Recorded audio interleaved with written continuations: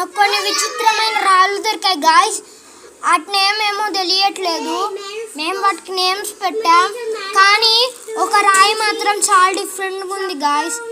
అది అసలు ఎరగట్లేదు, ఇంకా చాలా డిఫరెంట్గా ఉంది. ఇప్పుడు అది చూద్దాం, ఆగండి చూపిస్తున్నా ఫ్రెండ్స్. గాయస్ ఇదే గాయస్ ఆ రాయి, అస్సలు ఇరగట్లేదు, ఇంకా చాలా గట్టిగా ఉంది గాయస్. ఆగండి గాయస్, ఒక రాయితో ఎరగొట్టి గాయస్ మాకు ఒక రాయి దొరికింది. ఈ రాయితో దీన్ని పగలగొడుతున్నాం గాయస్. పగలుద్దా లేదో చూద్దాం.